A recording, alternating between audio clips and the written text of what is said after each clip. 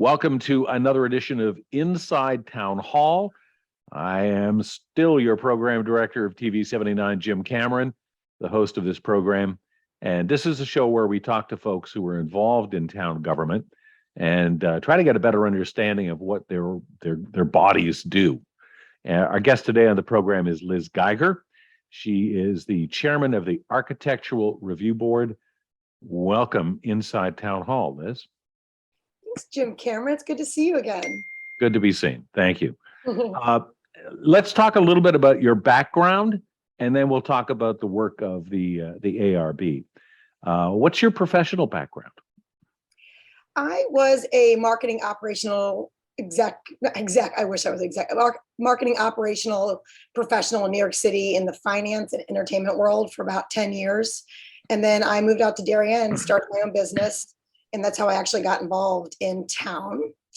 And I also now run a local town podcast. Let's plug the podcast. The podcast is called Now We're Talking Darien. And we've had many guests over the last year and a half. It's been running since spring 2021. And the infamous Jim Cameron has been one of our guests. Okay, full disclosure, yes, I was a guest on the program, but this is not payback for having been a guest on the program, I can assure you. Well, we had to represent all aspects of the town. Channel 79 is an important one. Oh, well, thank you. I appreciate that. The Architectural Review Board. Now, how did you get a seat on that body? And you were then elected as chair. How does one become a member of the Architectural Review Board? Yeah, well, the Architectural Review Board is appointment, and that's done by the Board of Selectmen. When I started a business in town at this point in time, 10 years ago, I got more involved with how town kind of works, how government works, who are the players in town, and realized that there were open seats in government. And I had an opinion of how town was being run. So instead of sitting back and complaining, I raised my hand and got involved. And how many people are on the ARB? The ARB, the nice abbreviation for Architectural Review Board, is 10 members. 7 of them are term members, 4-year terms, and 3 of them are alternate members. And how often do you meet? The ARB meets once a month. We are off in August, so this is our hiatus month. Woohoo! But once a month, third Tuesday of the month at Town Hall. And you review applications from people who want to put up new businesses or revise a business as well. You correct me if I'm wrong, but you don't look at architectural plans for private residences. Is that correct? Yeah, that is correct. And that is an important distinction. The Architectural Review Board only reviews commercial projects. So big surprise in town. You can't just put up something in town, build something. There's a process for how it works. And one of those steps along the way is coming to the Architectural Review Board to make sure your design is in keeping with the town's vision for how we want it developed and fit in and work with the residents. And what kind of criteria do you use? Are they printed anywhere? If I'm thinking of doing something with a business, can I look at what your guidelines are before I engage an architect? Well, in the town bylaws, it writes out the goal of the Architectural Review Board, which is to, maintain a pleasant and a pleasant look as we, I'm going to butcher this, but in our town bylaws, we write what the Architectural Review Board's mandate is. And the basic goal of it is to make sure the style of development is in keeping with the town's look, feel, coastal ambience. But there's no specific guidelines that say, although the Planning and Zoning Commission has guidelines about signage, how big it can be, where it can be on a building, yours is a little more subjective, it sounds like. Yeah, as far as the design style, look and feel is a little more subjective. It's based on project location, demands of that project, needs for what, faculty it's going to be there. Now that's overall architectural style design. But we also review signage. That's a huge part and one of the main parts of what we do. And there are a lot of procedures and rules for how those are approved. Each site is only allowed a certain amount of signage, a signage allotment, certain size, certain style. Some can be lit, some can't be lit. So there's definitely a process and a set of guidelines we review when it comes to signage. Yeah. And are the rules different depending where on town this development is going to be, whether it's downtown near the train station or further out on the Post Road or in the Norotan area? Yes, that's a great question. When we see applications, all of them have on there their location in town. Their what's it called? I'm blanking. I'm out of practice right now. Their zoning, their zone. It's a little code on every application, and that guides us as to, like, what regulations we're working in. And those codes are important. When I first joined the ARB, I thought they were just a bunch of little letters and numbers combined together, but really every area in town, every district has its own zoning regulations. They're less important to the ARB. Planning and zoning really follows that, but we look at that for signage guidelines. And do applicants come first to you, or do they go to the Planning and Zoning Commission and they refer the application to you? Well, I think Steve Mulvaney, chairman of Planning and Zoning, likes to send people to me first because we tend to beat them up at the ARB. as far as he says, I don't think that's the case, but I think it depends the application. If it's a very heavy stylized piece, I think Planning and Zoning likes us to review it first, so we can kind of give them some guidance on where we stand on it before they dive into it. Other applications go to Planning and Zoning first and then come to us for a final, check off. It depends what it is. If it's a full new renovation of new building, if you're going in town, you're building a whole new building, that's a multi-step process. And you probably won't just come to the ARB once. You might come through multiple times. If it's something as simple as a signage, that would probably come to the ARB for a quick review, hopefully quick. And then it might not even see Planning and Zoning. And do you have the power to say no to a particular plan? Or is that power vested in Planning and Zoning based on your recommendation? That's very a good question and well stated. Let me back up. The Architectural Review Board is an advisory board. So we advise Planning and Zoning on what our recommendation is, as you just so astutely said. So we don't really have any power to approve or not approve a project. We can only recommend to the Planning and Zoning what we think should be done.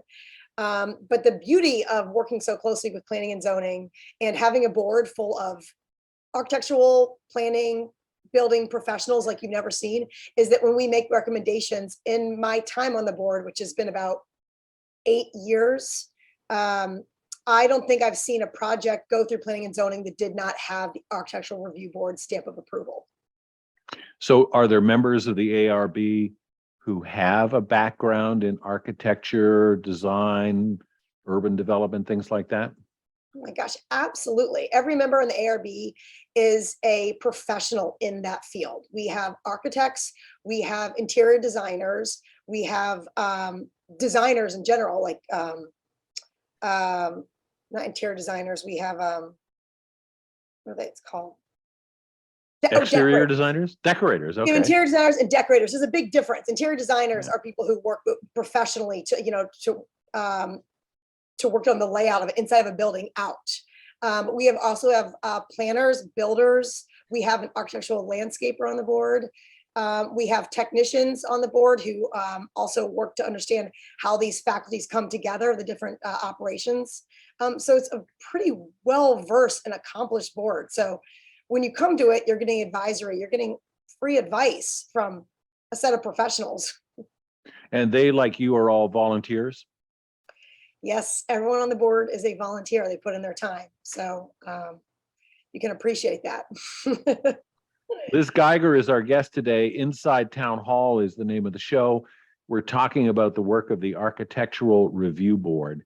Now, Liz, you watched an interview I did not long ago with Steve Mulvaney, who is the chairman of the Planning and Zoning Commission. And we used a hypothetical example as a suggestion to talk about so that we could understand the process of P&Z in reviewing an application. And that hypothetical was, and this is just a hypothetical, okay? People think this is true. I have a dream of opening a store, Cameron's Cupcake Castle. I have a location on the Post Road. I have already leased the property, and I have some really big plans for what will be an architectural statement. So you and I, sounds like, are going to go head to head here. So let me tell you what it is I want to do, and you tell me why I can or cannot do it. Okay. Well, remember, by the way, I'm just one member. This is not a dictatorship here. I understand. Well, speak as best you can for the other Okay. members of the board and their expertise as well too. And by the way, when I come down with my application, I will bring a plate of cupcakes for everybody to enjoy. So It's a must. they'll appreciate why Darien needs Cameron's Cupcake Castle. So I'm thinking of a building on the Post Road. I'm not going to tell you where it is. It's a secret location. I know you would find out as well too. But on the exterior of the building, I want to put a large architectural statement, like something you'd see on Route 66, a giant pink cupcake covering the outside of the building. Yes or no? Wow, sounds fun. A giant pink cupcake along Post Road in Darien. Yes. Well, my first question to you would be like, Mr. Cameron, do you think that's in keeping with the quiet coastal beachside town that Darien is? Do you think that's appropriate? Well, the town needs cupcakes. What can I say? I want no one to be confused what gets sold at Cameron's Cupcake Castle. So you're implying then that I'm going to be out of keeping. I'm not going to fit in with this beautiful kind of federal New England style small town look. Is that your concern, Madam Chairman? Possibly. Well, there is one, bad stigma about the ARB that we have that's not true. And it's that we don't like different styles in town. And that's absolutely not true. We welcome all styles. The one tangible aspect that comes across each of our applications, our approvals, is we just want good quality design.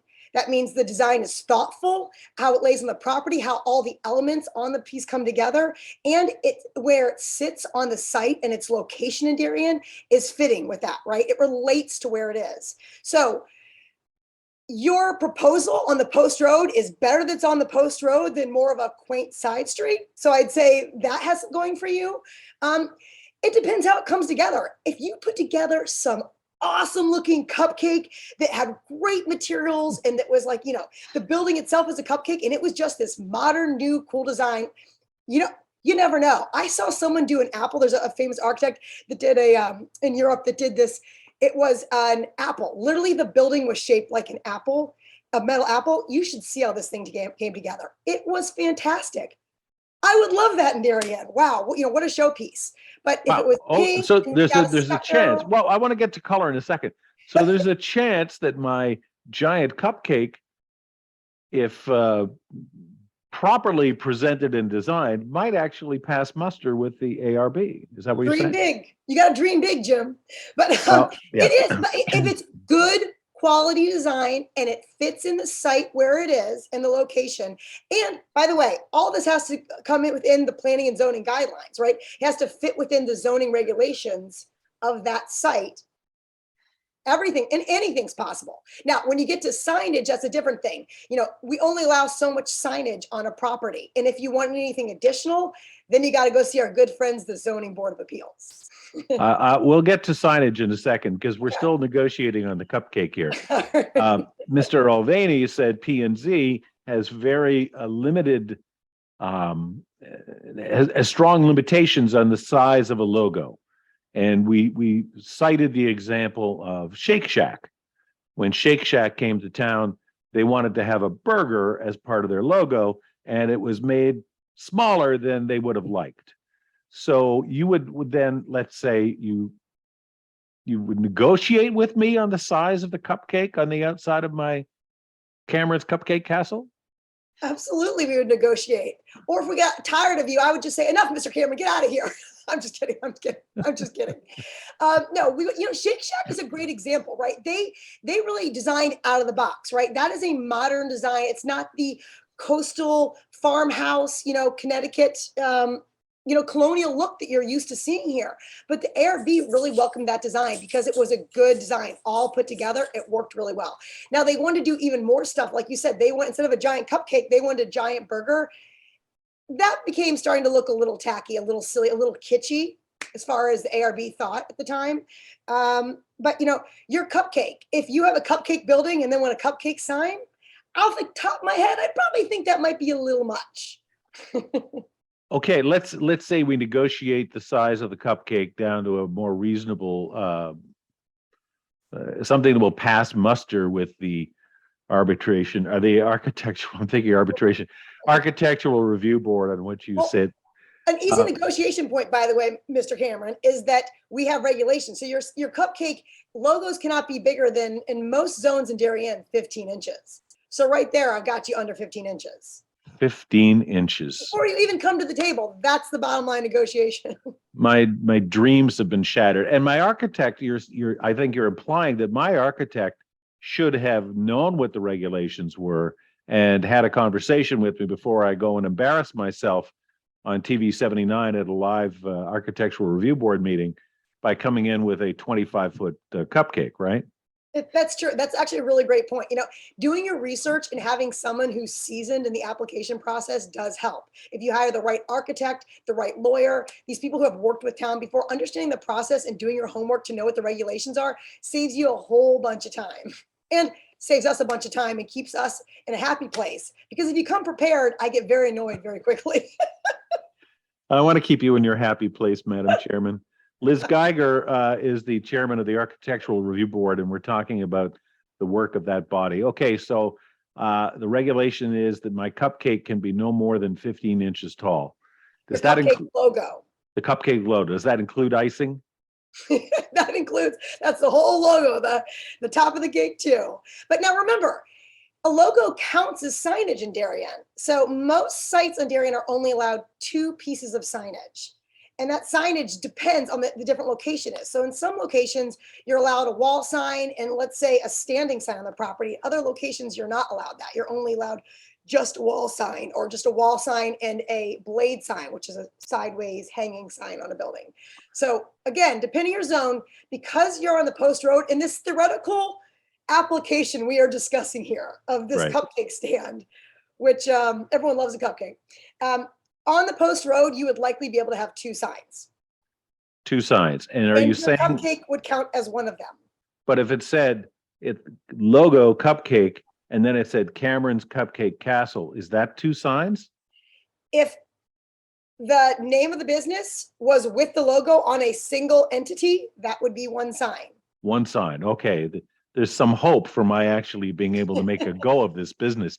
I mean, you're not, as some people would say, anti-business. You're not trying to shut me down before I even open up my castle, are you? Gosh, I'm glad you said that. No, it's the exact opposite of that. I think one of the unsaid goals that it's not in the bylaws of the Architectural Review Board and why it was established, but one of our unsaid goals is that we want people to be successful here. So when we give you feedback, it's feedback from a level of expertise, knowing the environment, knowing what's successful, knowing what's around that building and how it functions and the neighborhood functions and how businesses thrive here. So it's giving you that advice in that context. So our goal is to make you successful and liked in town, right? If you put up a giant cupcake that's tacky, people are going to like that. Now, people are going to like you. Your business is, we're going to put you off on a bad foot. No one's going to want to come to that cupcake stand, right? However good the cupcakes might be, you're just I saying don't think so. they're going to look at it and say, too kitschy, I'm not going there.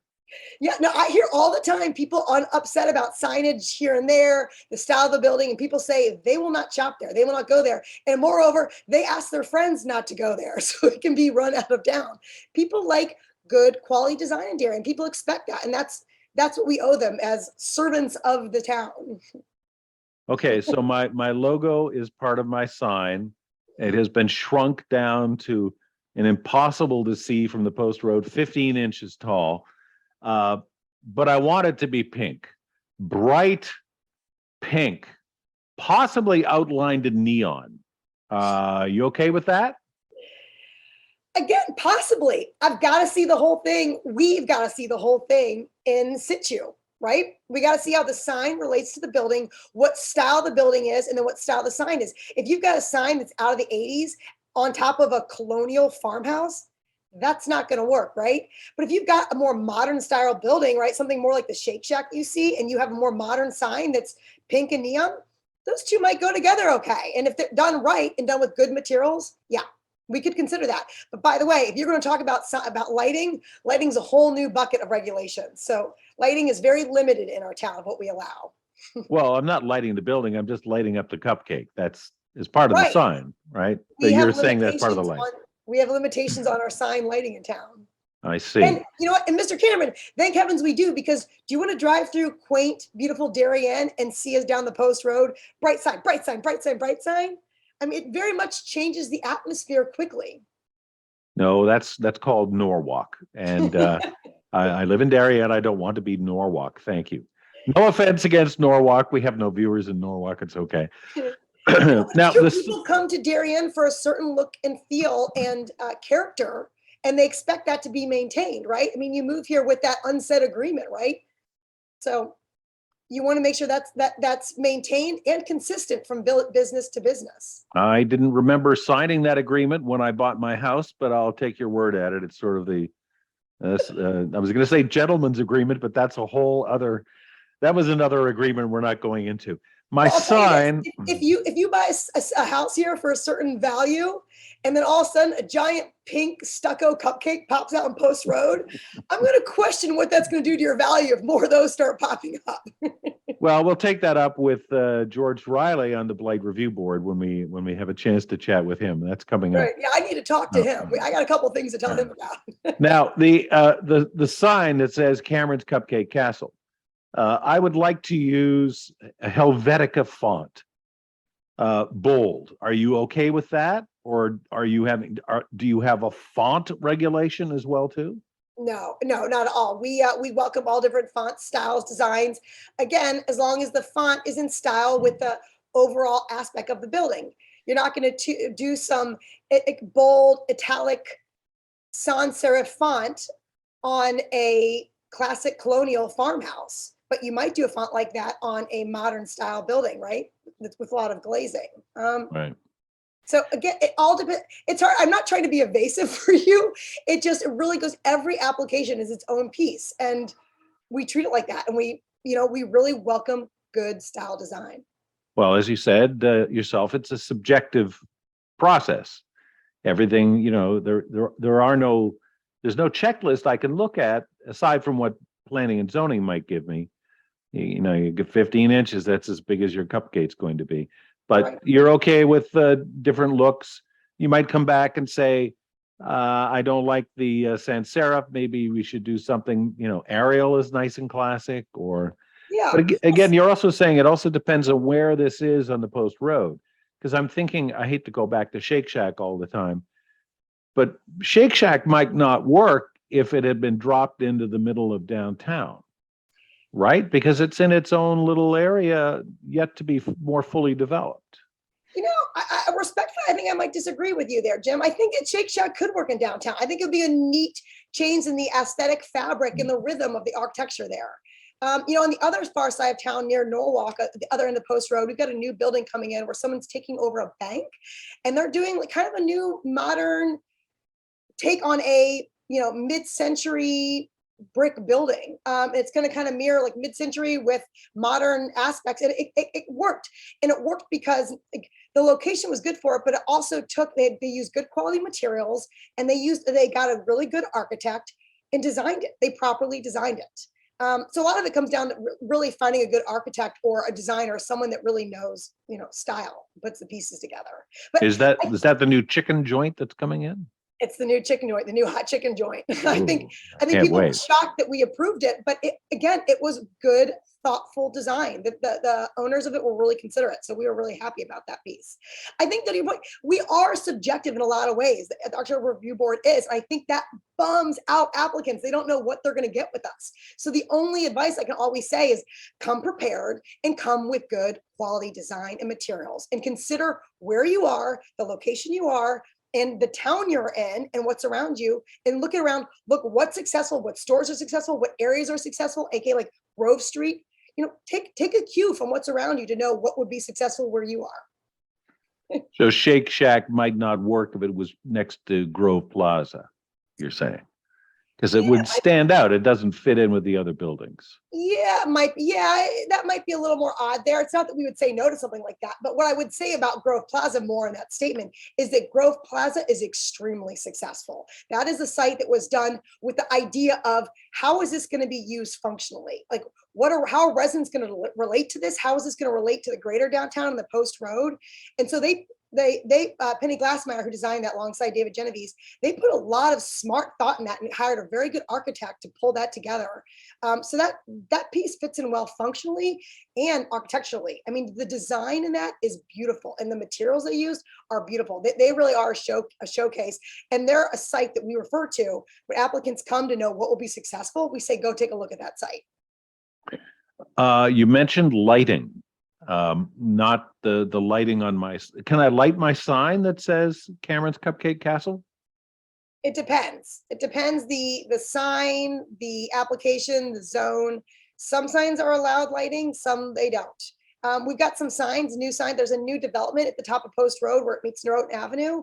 It's called The Villages. It's done by the Vaqueros. They do a lot of development work in town. So up there at Post Road and Norotan Avenue, they have two buildings being built. They all have the same style of signage, and all those signs are lighted within business hours. And that's an area where they use the same materials, the same sign box, the same lighting sources, but each sign is different based on the company's like logo and preferred font and color. Can I light my building from the outside with floodlights? The ARB does get into some site lighting as you're describing there, but a lot of that falls on planning and zoning and their regulations. We will make recommendations to planning and zoning on what we think is appropriate. I think some site lighting always creates a beautiful ambiotic atmosphere, but I mean, delicately done, right? You don't want a whole site overlit. We are big promoters of dark sky, which is an environmental group that keeps metrics on how to best say this. I need one of my ARB members here to say this well. They basically keep metrics on how to maintain a pleasant evening atmosphere in town, and where you can see the sky and the stars. Right. When I can see the sky and the stars in Darien, it'll be in the middle of a blackout sometime. I take your point, though. I take your point. Liz Geiger and I are going at it. She's the chairman of the Architectural Review Board.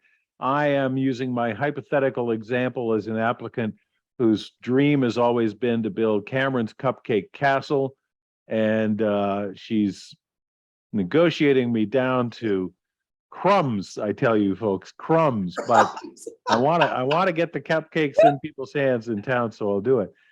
When applicants come before the board, I assume that they've submitted paperwork in advance and people have read through it and individually formulated their own questions and opinions, and then a healthy debate ensues, right? Yeah. I would probably shy away from the word debate when we see applications. I would more call it like a collaboration. Like truly, we like to sit there and talk with the applicants and discuss like really what's the best opportunity for them based on the parameters they have to work in. What's the best opportunity for them to be successful?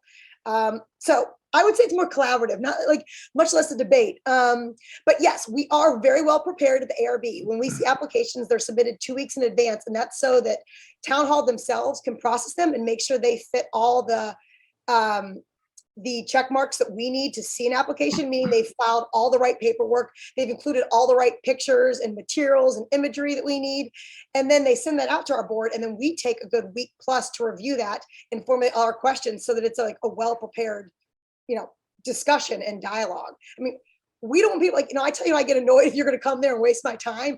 I would get annoyed with people that come unprepared, because we should come prepared. We put the work in, people volunteer their time to be there for you, for the town.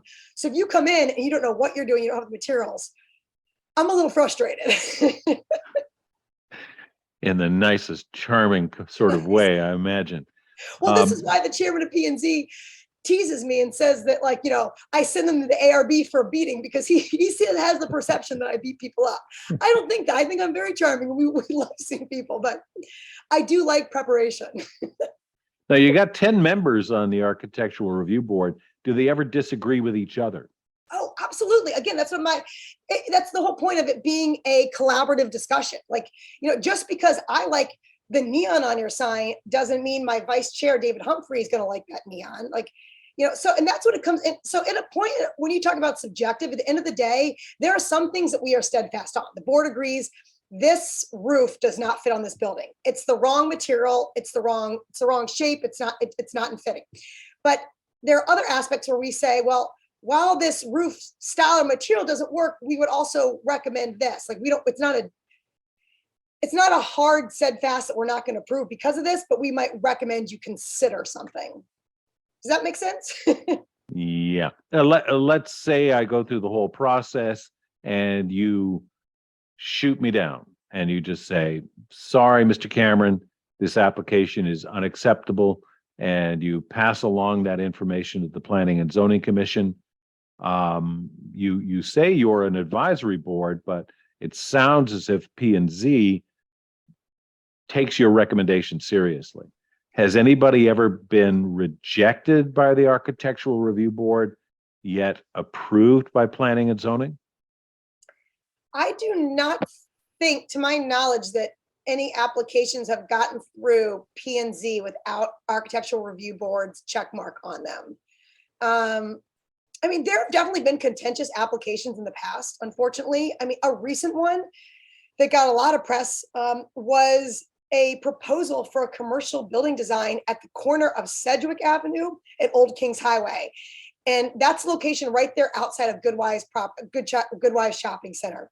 And a developer, not from in town, wanted to put in a large maxed out apartment building there. And it just was wrong. It was wrong in every way you could imagine. And the Architectural Review Board couldn't get behind it. And it ended up being contentious because the owner thought that we were not looking favorable on it for, I don't know, whatever reason, but it just didn't fit in the site. It didn't fit in the town. It just, the material, everything about it was wrong, unfortunately. So that ended up contentiously. And I guess what I'm going is, we don't always, not everything gets approval, and many things come back from multiple rounds, especially some of the big buildings. Well, there were also some flooding issues with that application, were there not? They had flooding issues with the site, so they had to accommodate their plans to include for that flooding. And in my opinion, how they accommodated for that flooding wasn't the best way. I think they should have thought out of the box more, and we kept asking them that. But I don't think, in my opinion, they were willing to compromise on that. So we have not seen them back. I think they've got some larger site issues with that beyond the Architectural Review Board. But to get back to the original question, I don't think anything Planning and Zoning has approved much in my tenure there that has not had our stamp of approval, which is great. I mean, these boards exist for a reason. Like, Planning and Zoning doesn't want to have to get into the nitty gritty of the architects, right? They'd love another board saying this is good or bad. They want, when they go there, they want that to just be another list, another check mark on their list of all the things they need to go through, right? If Planning and Zoning does not approve my application for Cameron's Cupcake Castle, I can appeal by going to court. If the Architectural Review Board crushes my dreams for Cameron's Cupcake Castle, I have no one to appeal to. Is that correct? Well, you could tell us to go to HELL and then just keep going to Planning and Zoning. You could do that and you can see how far you get. Or yeah, I mean, or you can try to go ahead with your plans. Yeah,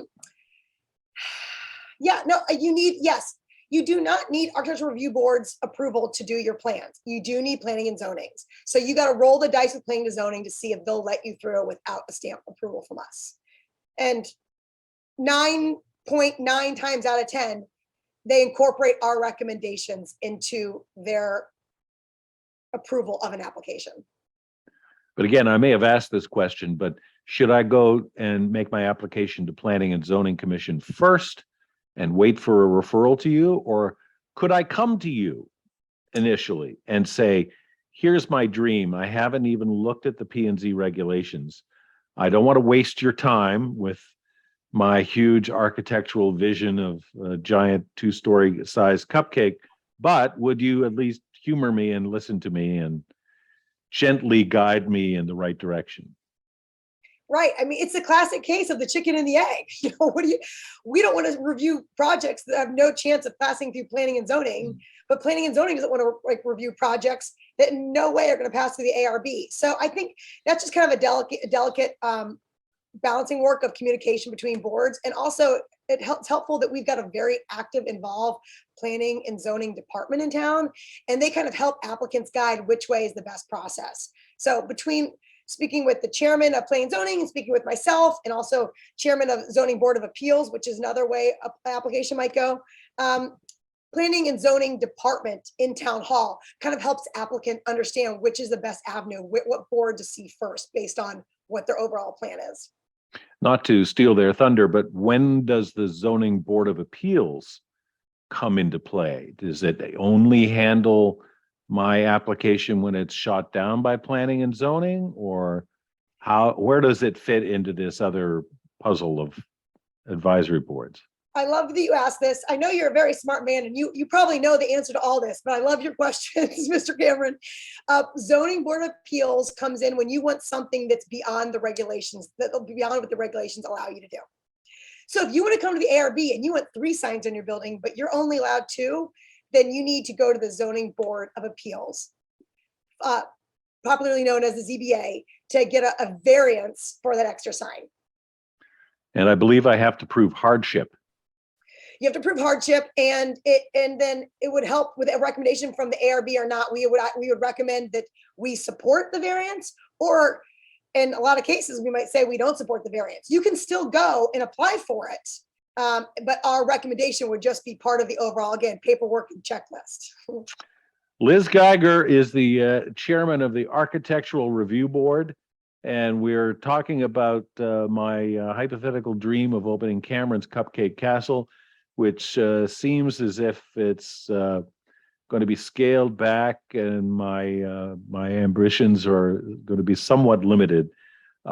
Without beating that dead horse any more than necessary, what do you see coming in the near future? You know there are huge developments still going up in Norotan Heights. David Genovese's Corbin district is moving along nicely, and I'm sure both of those went through extensive ARB review. But the Palmer's development has yet to really solidify. Have you looked at any aspects of the Palmer's proposed development? Yeah, so the 3 large developments in town, David Genovese downtown, Federal Realties at Norotan Plaza and Palmer's district, and Palmer's at Heights Road in Norotan, they all come through the ARB, and they've all been there multiple times. In fact, right now, as you see, like the Genovese's piece downtown and the Federal Place being developed, they still come to us monthly with updates to the facade changes or updates to the facade and signage. So we're constantly talking with the Corbin district and with Federal Realty still, even though their project is, for the most part, it's approved, right? Palmer's district, we saw plans on that this past year. So that would be in like spring 2022 that we gave the sign off for and a positive report to planning and zoning. But those plans, I believe, have fallen through for, I think owner issues on their own way. It had nothing to do with planning and zoning. I think on the owner side, those plans have fallen through. But ARB has a huge problem with that lot in the ongoing blight issue that it is bringing to our town. Well, let's speak to that, because I don't think ARB is alone in that. Although the Blight Review Board has made it very clear that they have no authority over commercial blight, but they are interested in perhaps having the RTM give them that authority. I mean, you can huff and puff all you want, Ms. Geiger, but you can't make Palmer's do anything if they're just sitting there and they don't have any money and they don't have any plans and their backers have all just evaporated. And they're sitting there for almost 2 years now with undemolished, closed buildings. I mean, what can you do? Try 3 years, Mr. Cameron. They've been sitting there. I live close by. I've been counting that down day by day. But yeah, what do you do about Palmer's? I mean, so it's funny you bring up the blight issue. So our blight law does not extend to commercial districts, but the Architectural Review Board is in the process of making a formal recommendation to the Board of Selectmen to include blight in our commercial property zones. So hopefully that will be on the horizon, something the RTM will then consider. We're also asking them to consider laws or regulations that limit the amount of time that construction fencing is up without active construction. So those are two recommendations that ARB has. I don't know if that will come into play or not, but it will at least demonstrate our dissatisfaction with that location. Now, to your point, Palmer's doesn't have a responsibility or a legal obligation to change that. That's their property. They can do what they want with it. But the town does have a responsibility to keep it look nice, pleasant, and safe. So we do need to do something as a town to fix this situation and hopefully work with the Palmers, who are longtime residents here, who love this town, we part of this town, hopefully work with them to come up with a solution, because I don't think it's helping their grocery store in the meantime. People don't want to go there and people are getting pretty frustrated with them. So to your point, people in town, they vote with their feet. So if they're not happy with how a site looks or how things are coming together, they don't go there and that business doesn't thrive. Have you or other members of the Architectural Review Board had second thoughts once an applicant was approved and the building was done, and now you see it in real life and you drive by it and you go, maybe we made a mistake? I mean, I probably shouldn't admit it, but absolutely that's the case. I mean, one area, like, I really respect what Federal Realty is doing. They have been very thoughtful and considerate in their entire application process. They have been extremely transparent, friendly. They want to work with the town like no other applicant we've ever seen besides David Genovese, who's in a league of his own. But Federal has been fantastic working with us. That said, that site got too large. And when we, as the ARB, saw it on paper, it looked different. In reality, what was on paper, that massing, when it came together, was just not what we expected. And also, it was misrepresented that we saw it on a plane. It was presented on a plane where we were standing on the same plane, and we missed that site is actually up 10 to 15 feet from the road at which you pass it. So I think the Architectural Review Board would say that they're not totally pleased with having approved Federal as is. I think we should have tapered it off and not had large buildings altogether. But that, I think that's just a live and learn, right? Darien's never seen this amount of development all at once and this massing, these large properties. We're learning as we go here. But I will say we've had great luck with the people that have been successful here that have come through. Federal's been wonderful to work with. Genovese is great to work with. And the Vaqueros, who do a lot of development in town. If you guys drive around town and you see, again, Post Road, at the top of Post Road where it hits Neuron Avenue up by St. John's Church, the Vaqueros are doing a lot of development up there. They also did the Playhouse building, the famous Darien Playhouse building downtown, and a lot of the renovations there and the renovations in back. They do really thoughtful, considerate work. So we're lucky with what we do have. But yeah, yes, to answer your question, I've definitely driven through town and thought sometimes, maybe got that a little wrong. Well, maybe I'll go talk to the Palmers and see if they're interested in Cameron's Cupcake Castle being part of their next application process. I think Palmer's is probably willing to take any cash offers right now that you want to give. So this is a great time to go in. Well, they don't want to carry my cupcakes already in their store. I mean, I thought, no, just going. Actually, you are a competitor to them. They do sell cupcakes there. So you would be competitive. So maybe they might not be so willing. Shh, don't tell them that, okay? Liz Guy. This is why I go back to you should have a cigar store. I don't think you have much competition here. Or many customers, unfortunately, either. Liz Geiger, our guest today on Inside Town Hall. I want to thank you very much for your time and for your and your other members' service to the community on the Architectural Review Board. We will look forward to watching you in action on TV 79 and now have a much better understanding of what it is that you're doing. I hope that's the goal, at least. Thanks, Thank Jim. you. Thank you, Liz. Appreciate it. Thanks for joining us. Thank you. Thanks for doing this, Jim, and your service to the town. You're a great guy. We really appreciate it. Thank you. I appreciate that too. And thank you, our viewers, for watching another edition of Inside Town Hall.